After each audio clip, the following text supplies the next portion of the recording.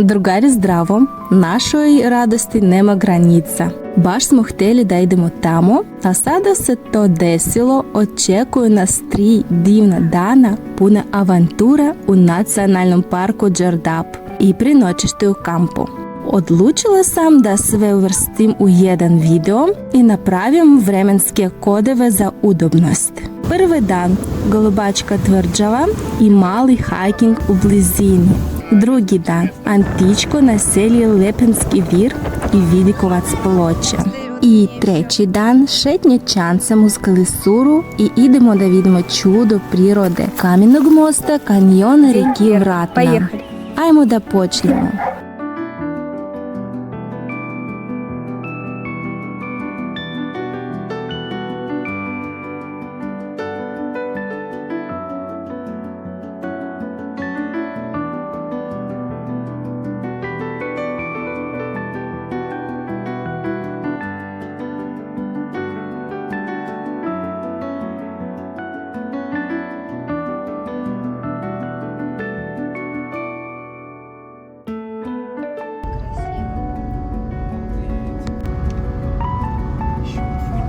Evo je srednjevekova Golubačka tvrđava.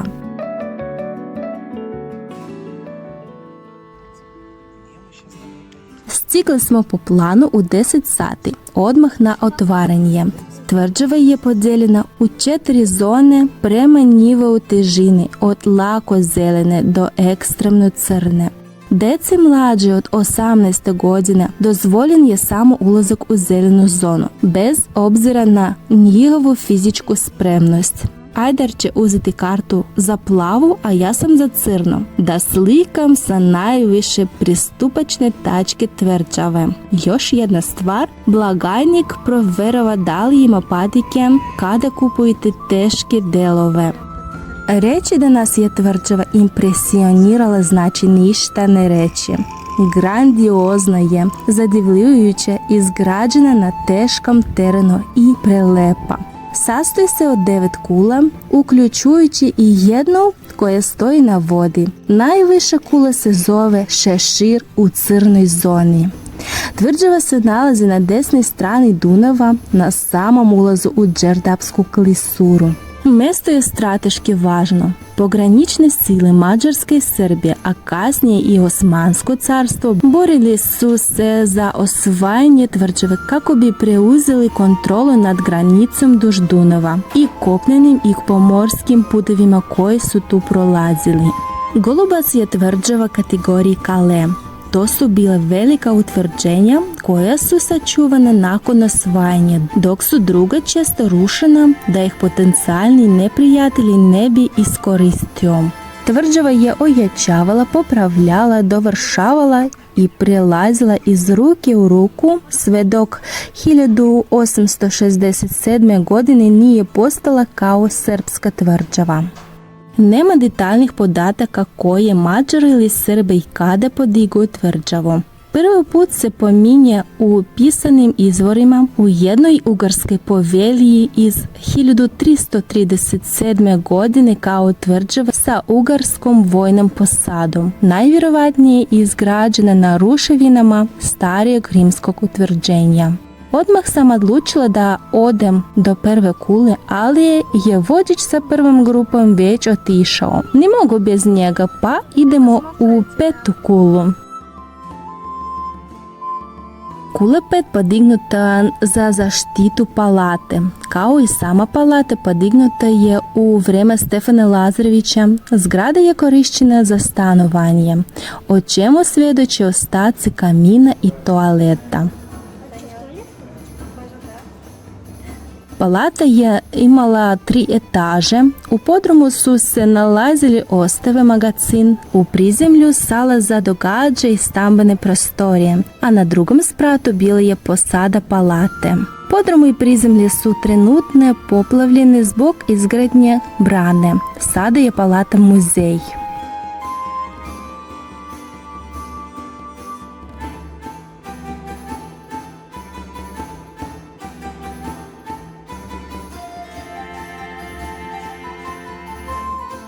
Генерально тверджава се sastoji od unutrašnjih i spoljašnjih utvrđenja.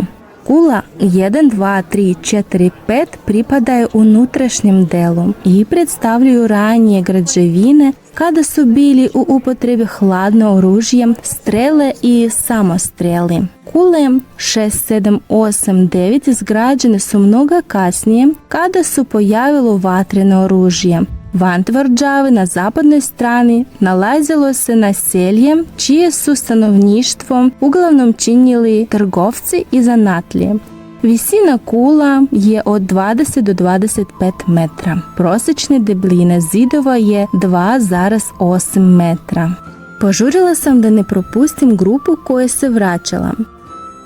Dakle, kula 1 koja se naziva i donžon je najnepristupačnije mjesto u celoj tvrđavi. Kula je poligonalna u osnovi i okruglena vrhu. Arheološkim istraživanjima otkriveni su brojni fragmenti fresko maltera.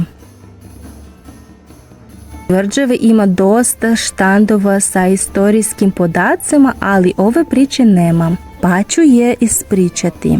Godine je 1427. kada je Golubac pao u turske ruke, ugarski kralj Zigmund je shvatio da ima opasnog neprijatelja na svom pragu i podigao je tvrđavu Laslovar na suprotnoj obali Dunava. Evo je, u proljeće 1428. opseo je tvrđavu sa velikom flotom i vojskom. Trupe ugarskog vladarja su se popunili viteškom elitom tog vremena i angažovale profesionalne vojnike. Situacija Osmanlije u opkoljenoj tvrđavi bila je teška. Ali je vest o dolasku ogromnih snaga za pojačanje Osmanlije bacila je Zigmundovu vojsku u pometnju. Zigmund je sklopio primirje sa Osmanlijama pa kome je tvrđava ostala u njihovom posjedu, a sami Mađari su počeli da se povlače. Međutim, Turci su prekršili sporazum i napali ugarsku vojsku tokom povlačenja. Zigmund je jedva uspio da pobegne, a vojska je pretrpela ogromne gubitke, među kojima su umro je čuveni poljski vitez, simbol viteštva i plemstva Zaviša Crni. U tvrđavi ćete vidjeti spomen ploču. Zaviša Crni je postao junak knjige Andrzeja Sapkovskog Kula ludaka. Prilično poznate, možda ste čuli ili čak čitali. A mi, kao što ste već razumjeli, nalazimo se u kuli Šešir. Možete vidjeti stenu Baba Kaj, prirodno obilježje, simbol početka klisure. U prošlosti je služilo kao orijentir pomorcima i ukazivalo na opasnost u plovidbi. Postoji podatak, ne znam koliko je tačan, da je ova stena bila povezana sa tvrđavom teškim lancem za kontrolu kretanja kroz klisuru. Postoji i legenda o poreklu imena stene Baba Kaj. Mladić Mađar ukrao je najlepšu djevojku iz harema turskog age, zapovednika Golubačke tvrđave. Turčin ih sustigne, odseče mladiću glavu i obesio je ženi oko vrata. Prikovao za stenu da joj vrani pocepaju meso, govoreći: "Babo, kaj se." Babo na turskom znači žena. I na ruskom ponekad grubo rečimo isto. Otuda i ime Baba Kaj. Prema jednom predanju, ova devojka se zvala Golubana, a u njenu čast tvrđava je dobila ime Golubac.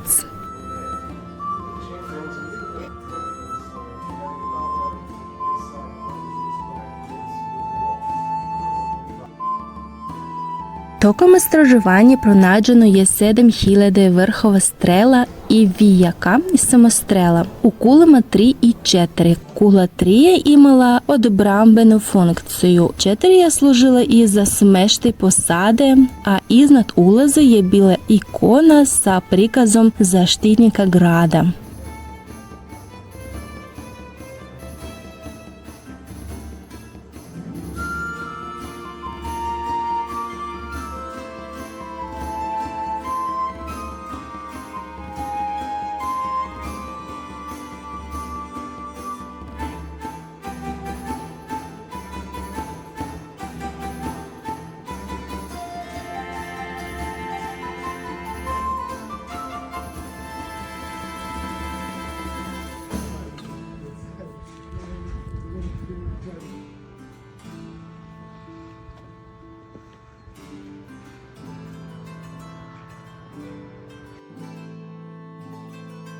Kula 6 je sagrađena za odbijanje napada sa brda. Odbrambena je i 7. kula u donjim etažama koji su kasnije zazidani i pronađena su 2 kamena sa urezanim krstovima i natpisima na srpsko-slovenskom jeziku. Kula 8 je štitila glavnu kapiju.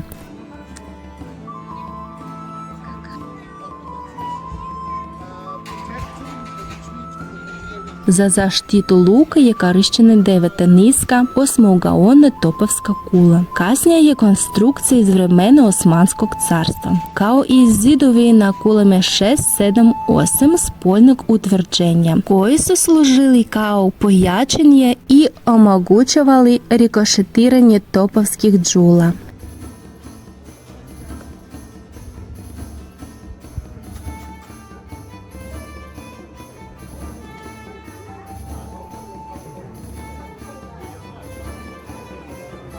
Za rušenje masivnih kamenih zidova korištene su katapulte.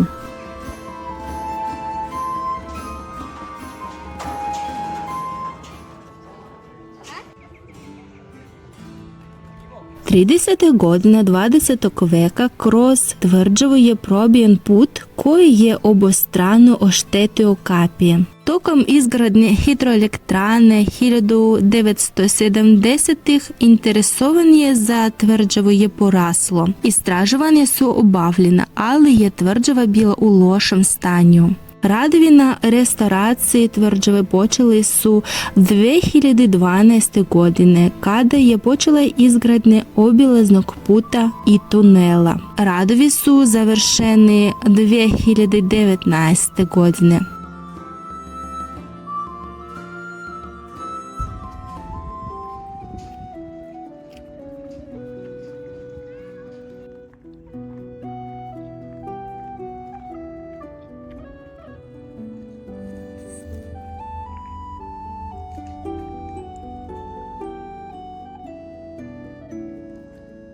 Brzo smo vratili kalorije koje smo sagoreli i odlučili da krenemo jednom od 3 pešačke staze. Zove se Golubački prsten. Kružnog je oblika, dugačak 14 km. Vrlo lako, uspon je samo 275 metra nadmorske visine. Stigli smo baš u vrijeme kada su cvetali jorgavani, tako da je aroma bila izvanredna.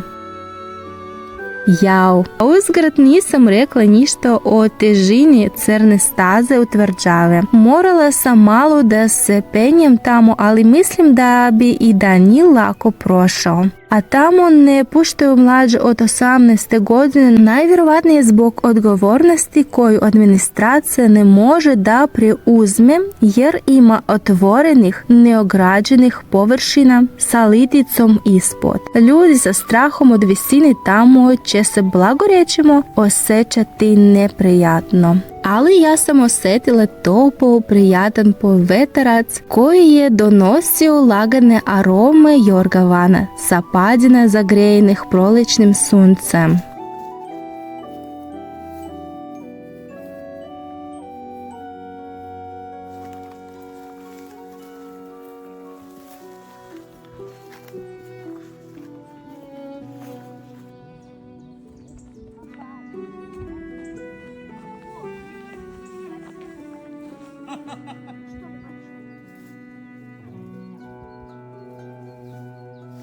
Sreli smo i nezamislivo ogromnu žabu, šumsku krastovu žabu. U Rusiji zovemo siva žaba. Smatra se najvećom žabom u Europi. Kada je napada ne baš velika životinja, žaba se diže na šape i poprima preteći izgled. Žaba se kreće po površini zemlje hodajući, a ne skačući. Ona skače samo kada je obeshrabrena, kao sad, gledajte, prilično je uplašena, brzo skače. Проснулись, дорогие черепашки. Vidjeli smo prvu kornjaču ove godine. Ne plaši se, ne krije glavu. Zar nije slatka?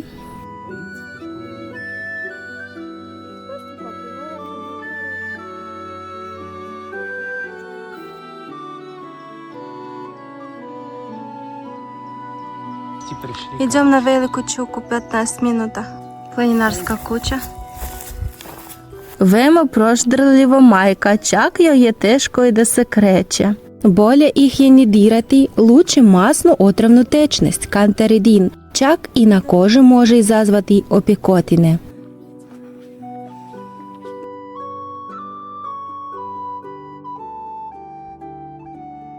I tako smo stigli do Vidikovca. Pogledu nam se otvara najširi deo Dunava, 6 km, a Galubačka tvrđava kao verna straža čuva ulaz u Đerdapsku klisuru, najdužu u Europi, kojom se Dunav, sužajući se između planina Srbije i Rumunije, kreće skoro 100 km ka Vlaškoj niziji i Crnom moru.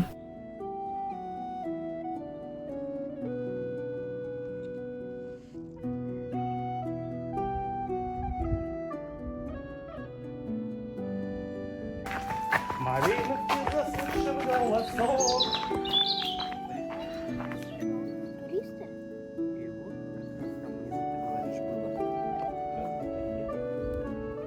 Na putu postoji nekoliko vidikovca sa pogledom na tvrđavu.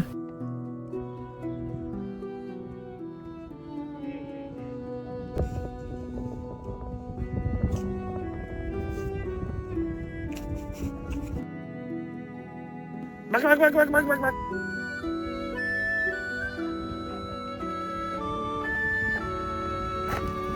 Sunce zalazi i žurimo da nađemo prenoćište. Iskreno govoreći, u početku smo mislili da ćemo postaviti šator negdje na obali rijeke. Ali usput smo vidjeli tablu sa imenom kampa Asin. Vidjela sam ovaj kamp kada sam se pripremala za putovanje. Generalno sve se dobro složilo. Tu i prenoćimo.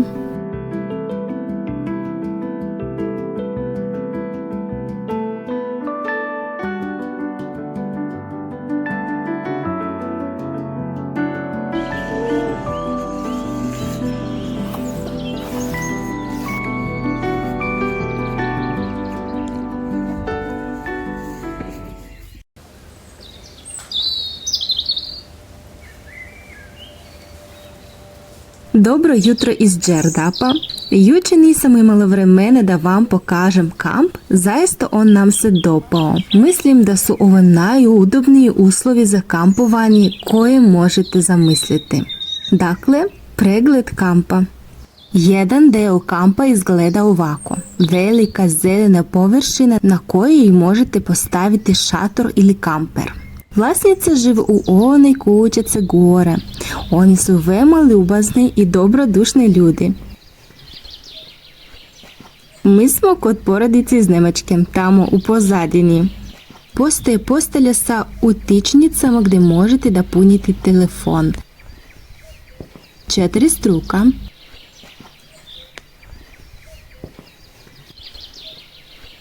Ima frižider za hlađene pića, sušalice za veš, 2 sudopere i 2 umivaonika. Sapun, papirne peškire, fen za kosu, sve je tu. Tu su 3 tuša. Ne zaboravite da uzmete japanke. 2 toaleta, muški i ženski. Velika trpezarija, roštilj ima šporet, radi na gas. Ako idete dalje, postoji još veća površina. Ima čak i dečje igralište.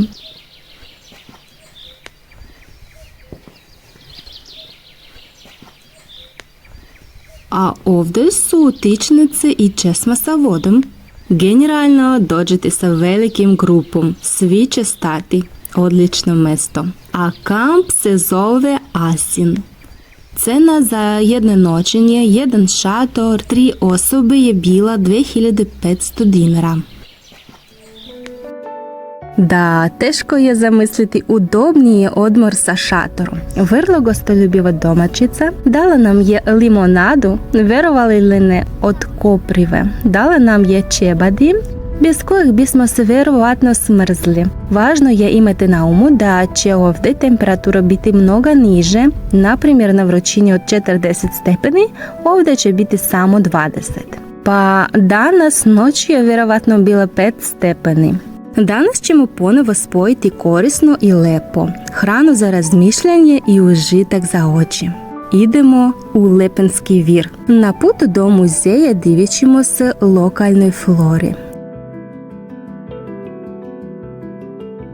Dakle, Lepenski vir je arheološko nalazište naselje ribara i lovaca, odakle je nastala poljoprivreda i pripitomljavanje bilja.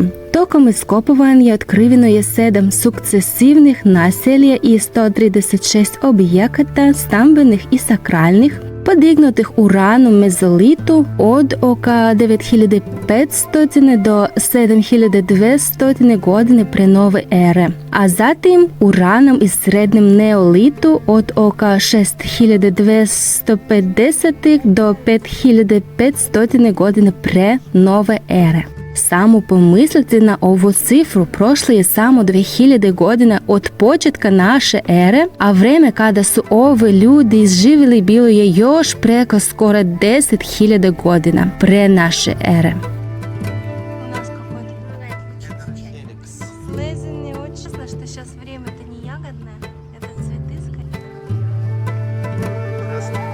Вон он весь зелененький. Ой, в смысле цвет.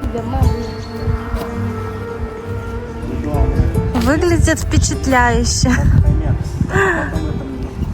Локалітет є відкривен на землищу локального фармера 1960 godine, a iskopavanje su vršena polako sa prekidima sve dok se 1967. godine nije shvatio puni značaj nalaza. Zbog odluke o izgradnji brane na reci koja bi podigla vodu da bi se izbjeglo plavljenje, ceo lokalitet je pomeren za 25 metra više. Rad je nastavljen do 1971. godine.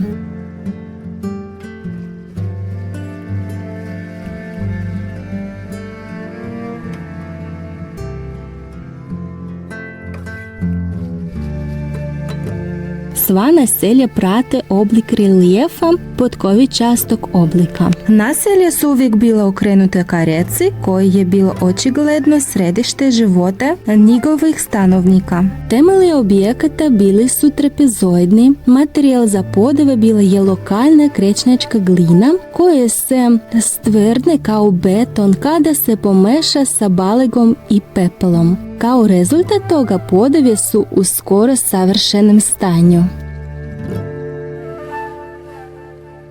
Mrtve su sahranjene izvan sela na složenom groblju. Jedini izuzetak po svemu sudeći činilo je nekoliko značajnih starešina koji su sahranjivani iza ognjišta, srca kuće. Najbolje je očuvan skelet iz kuće 69. Dali su mu ime Valentino. Tim arheologa i umetnika rekonstruisali je njegova lice.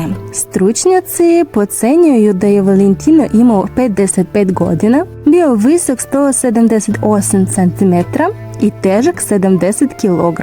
Pa kako se on razlikuje od nas i kako visok? Veoma su interesantni obredi sahranjivanja. Oni uključivali su čudnu praksu odvajanja lobanje od vrata. Zatim donje vilice od lobanje. Skelete su bili smješteni u posebne kamene konstrukcije. Lobanje je postavljena na veliku kamenu ploču, a zatim prekrivena lomljenim kamenjem. Sve odvojene zakopane lobanje pripadaju muškarcima, a sve donje vilice pripadaju ženama.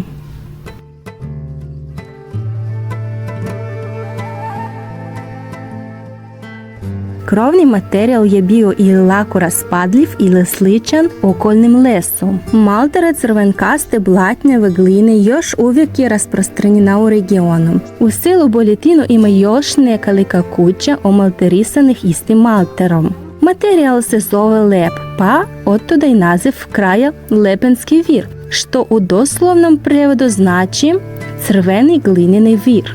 I danas se u kazanima koje se zove Lepenac proizvodi rakije. Napravljeni su od drveta, ali očatlovani crvenim ilovačom, koji lokalni laste također koriste za učvršćavanje gnezda. Što se tiče konstrukcije koje su pokrivali kuće, njihov izgled je nepoznat. Ono što je predstavljeno na izložbi je samo hipoteza.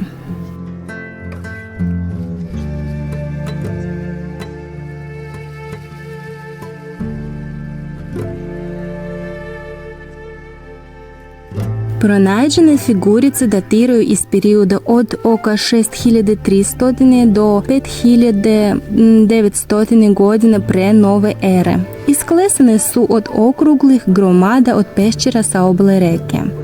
Na skulpturama se mogu razlikovati različite konfiguracije, jednostavne geometrijske šare, humanoidne ili riblje figure. Mnoge skulpture su čuvane u kućama i čak su bile ugrađene u podove na ulazu, stražnoj strani kuće ili pored ognjišta. Očigledno su mnoge osobine nalik ribama, što ukazuje na njihovu vezu sa rečnim bogovima. Drugi izuzetni artefakti kao što su grnčarija, nakit, amalije, igle napravljene su od kostiju, školjki i kamena.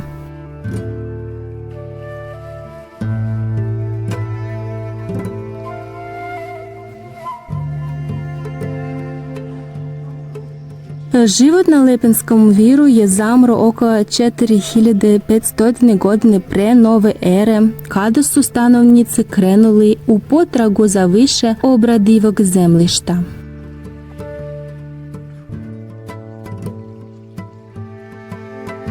Tada sam zaista željela da dođem do Vidikovca greben. Mjesto se zove Belitinsko brdo. Navigator je pogrešio, doveo nas je do kapije gdje je privatno vlasništvo. Kasnije sam shvatila gdje staza počinje, ali za ovo sam morala da se vratim. Staza za obe strane pogrebeno je samo 5 km, ne više, ali tamo je baš lepo.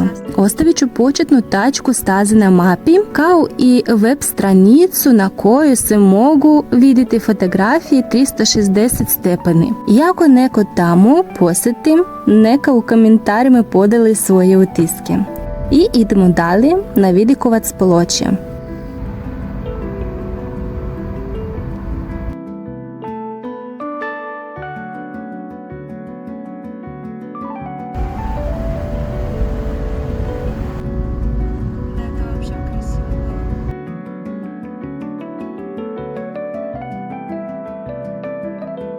Odavde se možete popiti i na vrh Veliki Štrabac na nadmorskoj visini od 768 metra i ovo će biti najviša tačka Đerdapa u Srbiji.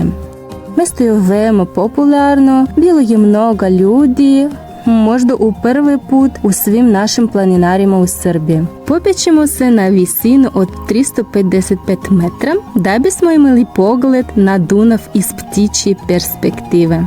Već sam rekla da je Đerdapska klisura duga 100 km i sastoji se od 3 kotline i 4 klisure. Sada smo u delu koji se zove klisura Kazan. Ovdje su najviše okomite litice, a ovo je i najjuže mjesto duž celog Đerdapa. Pred očima će nam biti Mali Kazan, čija je širina 180-300 metra, a dalje niz vodne Veliki Kazan, čiji je korita široka 150-170 metra.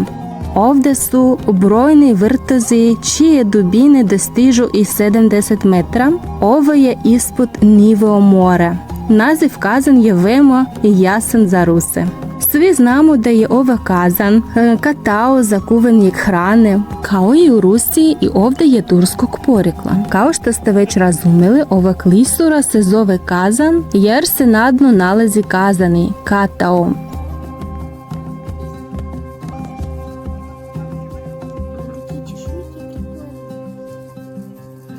Naravno, prolaz uz reku je bio opasan jer je struja nekada bila brža. Voda je bio manje, klisura je bila poznata po virovima koji su otežavali plovidbu.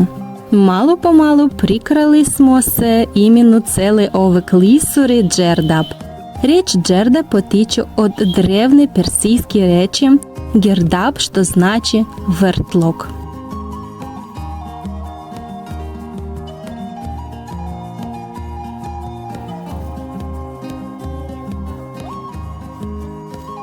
Poslije glavnog vidikovca gdje je gužva možete ići levo, a usput će biti još 3 vidikovca gdje ćete sami uživati u pogledu.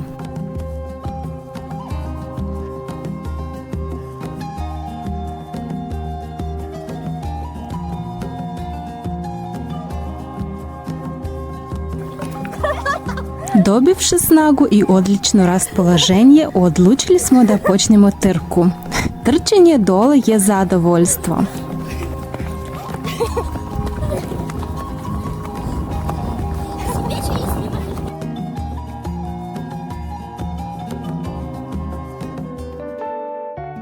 I odlučili smo da idemo dalje i da vidimo kako decibel izgleda sa puta i dalje ćemo vidjeti trajansku tablu.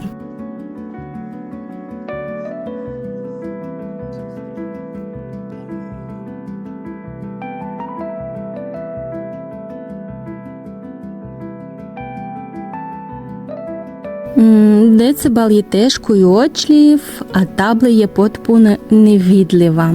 A Danil nas je ceo dan nagovarao da se vozimo čamcem.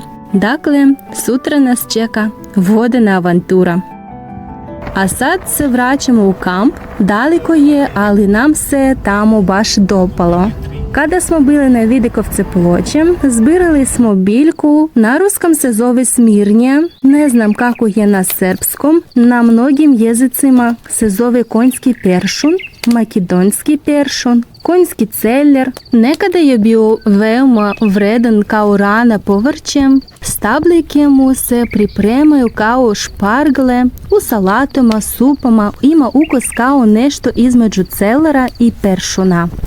Iz mode je izašao u 18. veku kada je celer počeo da se masovo gaji. Smirnju u punom sjaju vidjet ćemo sutra kada prošetamo kanjonom rijeke Vratne i divimo se čudu prirode. A danas imamo crveno sočivo sa dimljenim prsima, koprivom, zelenim lukom i naravno konjskim peršunom. I uskrsne pogačice od domaćice. Baš ukusna.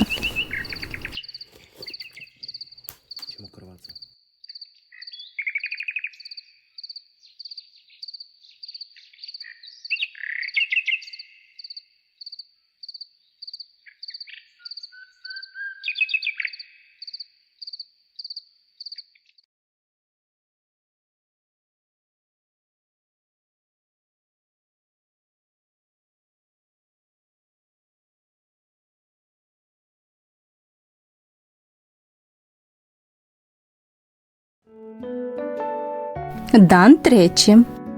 Za vožnju čamcem prvo se morate dogovoriti sa kapitanom, ima kontakt, bit će ispod videa i idemo prema Vidikovcu Ploče, malo pre njega. Cena je 1800 dinar po osobi. Kapitan našeg broda prilično dobro govori ruski i čitav put je ispratio zanimljivom pričom.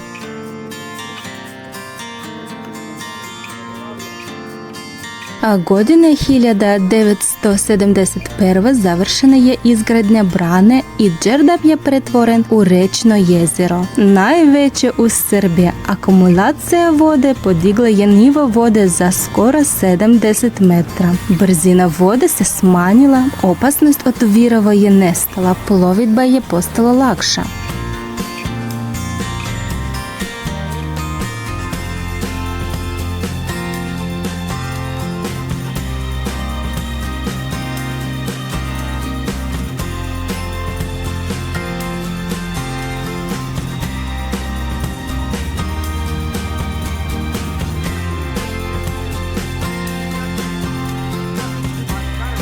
Ponikova pećina se sastoji od niza galerija koje međusobno komuniciraju.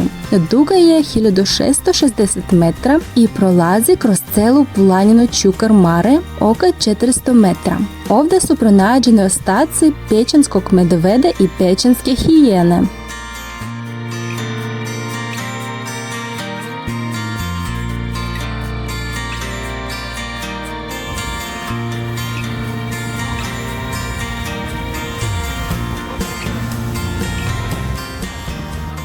Pečene veterani je korišćene kao sklonište tokom tursko-austrijskih ratova. Mogla je da prime više od 250 vojnika. Ime je dobio po austrijskom generalu veterani. Pećina je imala 3 nivoa, sada je ostao samo jedan, najviše. Druga dva su potopljena. Unutra je bio odbrambeni zid, 20 metra ispod je bio top za zadržanje Turaka. Nalazi se bunar koje su izgradili zarobljeni Turci i prirodni prozor koje se služio kao smatračnica.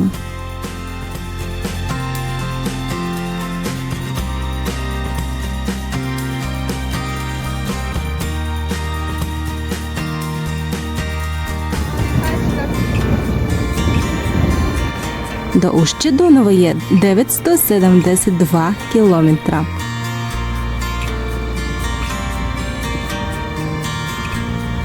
U Đerdapskoj klisuri na nepristupačnim stenama nalazi se endemska vrsta žute lale. Već izbledela naše oči, jedva su uhvatili žute tačke na stenama.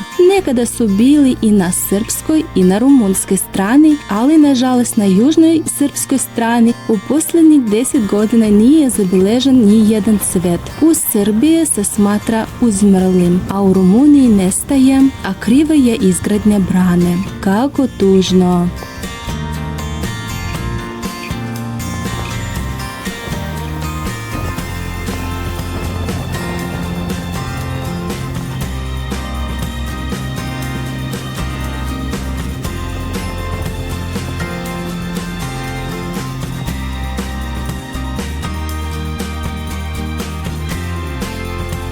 У его, вот когда появился радиосвязь 60-х годах, и было так само.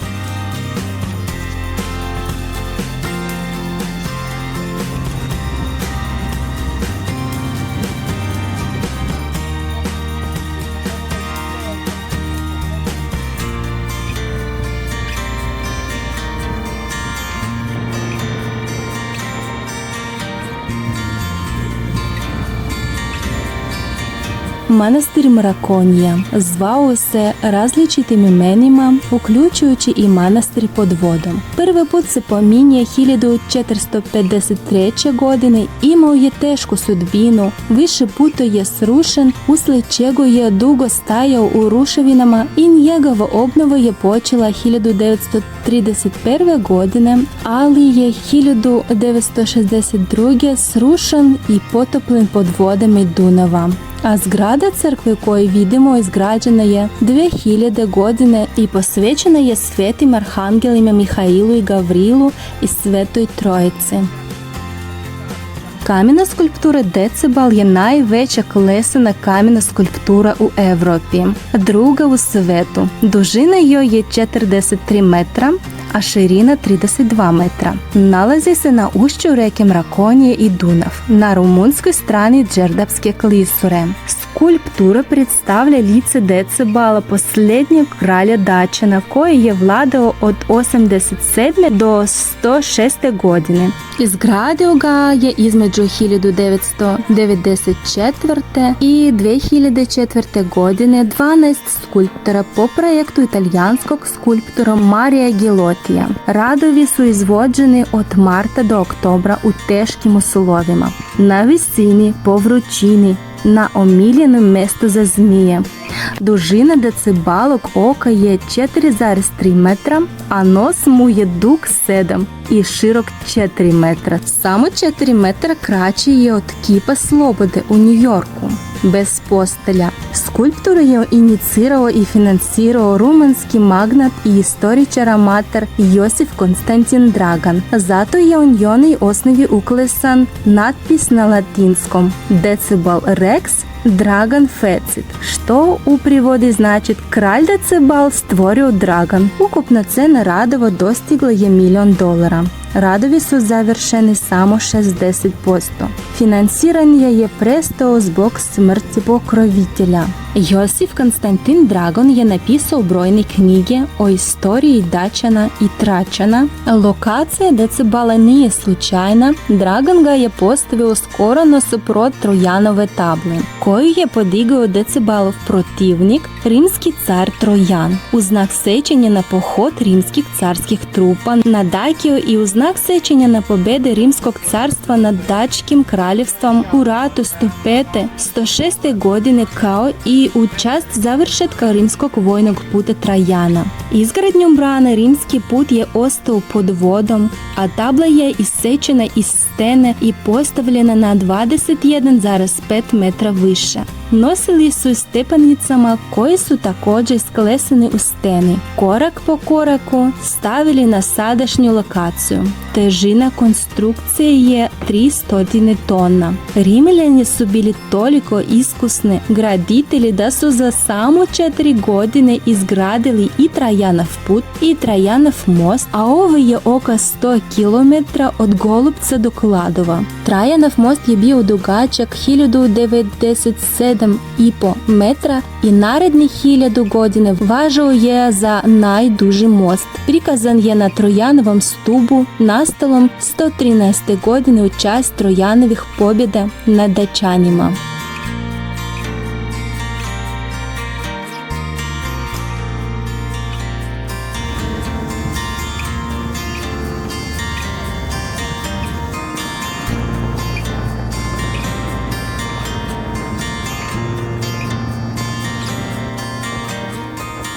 A sada ćete vidjeti zašto je Đerdapska klisura zove i Gvozđane kapije. Sada kada plovimo ka početku klisure možete vidjeti kako se masivne gvozdene stene razmiču, kako da se kapije otvaraju.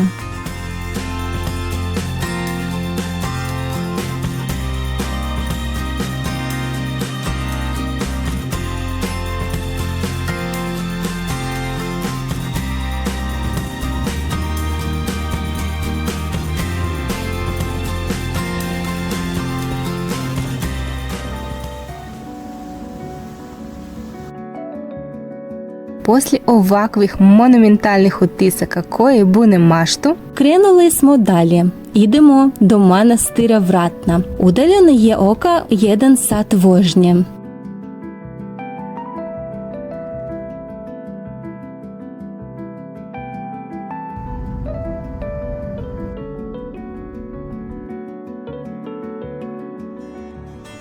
Na putu smo sreli zeca. Izgleda da se odvojio od porodice. Uspjeli su da pretrče, ali on nije i stao je neodlučno ispred puta, pa se vratio nazad. Tog dana smo nekoliko puta vidjeli zeceve na ovim mjestima. Vratna je zečje mjesto. Da čekuje nas manastir iz 14. vijeka. Htjeli bismo da uđemo, ali malo je vremena. Seli smo da ručimo u ovom kafiću, prazan je, mi smo sa sopstvenom hranom, ali smo htjeli da kupimo piće. U blizini su 2 stjenjice, ali su svi zauzeti, a ovaj kafić radi pri manastiru i zamolili su nas da odemo, govoreći da naša hrana nije blagoslovena. Iskreno, prvi put u Srbiji čuli smo tako nešto. Pa nema veze, moram vas obavestiti. Danas imamo 8,5 km i 4,5 sata da pređemo sve kamene mostove u kanjonu rijeke Vratne. Danas će biti cele plantaže konjskog peršuna. Ovo je ono što smo juče zbirali.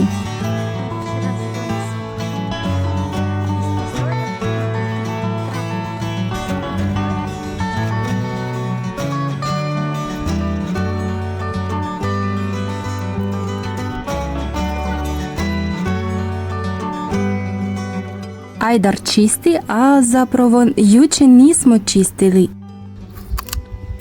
Ima ukus kao nešto između peršuna i celera. Stabljike su tako sočne. Вкус между петрушкой и кинзой. По-моему, не кинза там. Preživjeli smo, danas smo zdravi poslije čorbe. Я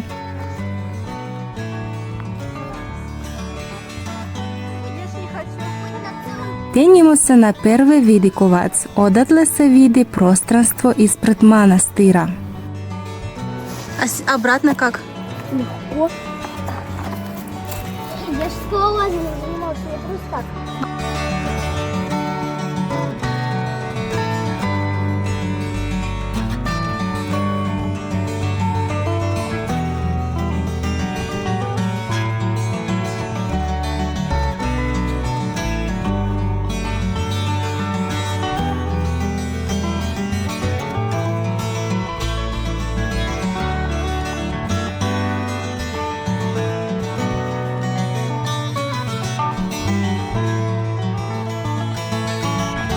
Перед нами є мала прирост.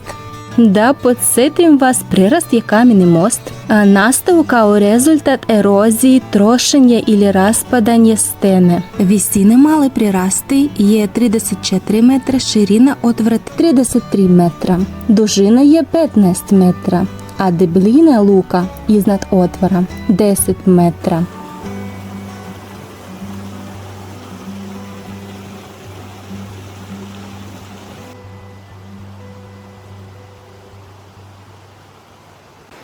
Ali još nešto fantastično je velika prirast. Njena visina je 26 metra, širina otvora 23 metra, dužina 45 metra, a debljina luka iznad otvora je 10 metra.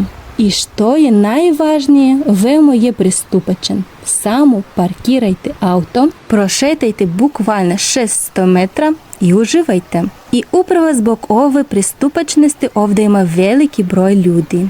A mi, naravno, želimo da vidimo treći prirast Suvi. Napravit ćemo kružnu stazu kroz Vidikovac, šumu i se vraćamo rekom.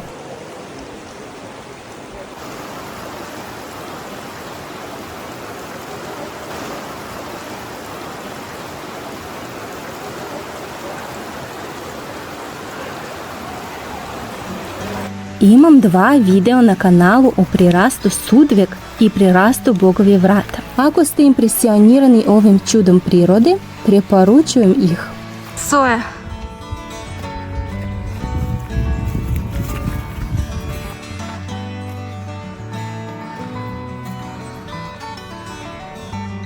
Vidikovac.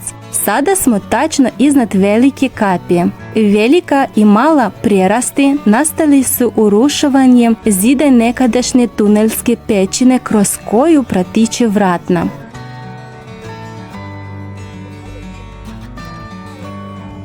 Прирост.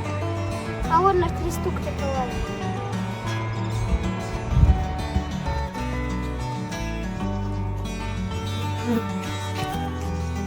Судя по ненатоптанности, здесь никто не ходит. Или ходит очень мало.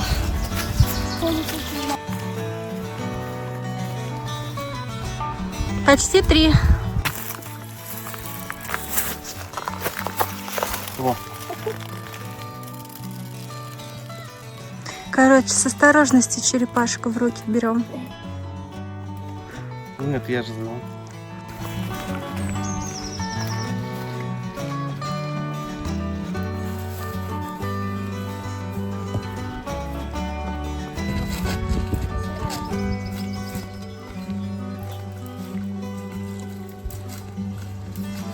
Uhvatili smo divno vrijeme kada je lišće drveća mlado i boje pejzaža je u nežnim zelenim tonovima. Baš volim ovo vrijeme.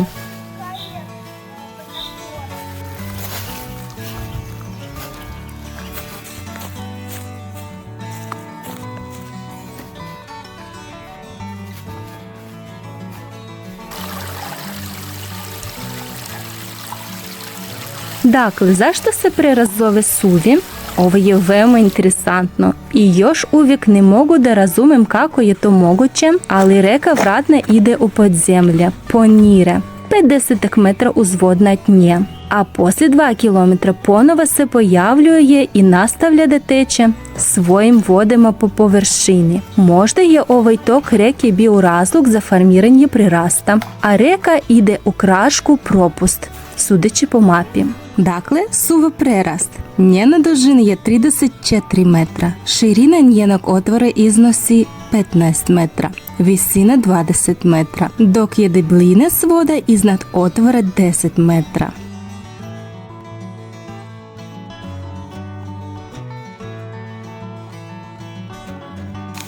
Не можемо да проđemo, а да не зберемо мало сремуша.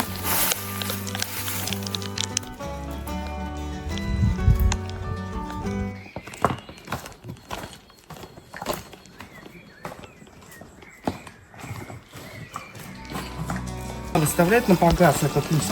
Залезает на дерево, садится там на сучок, на лист. Kao što vidite, reka se već pojavila, na nekim mjestima prilično široka.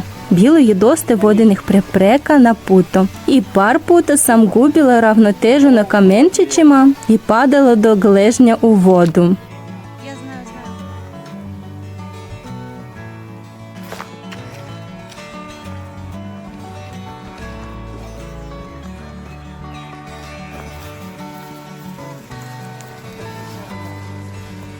Черемша цветет.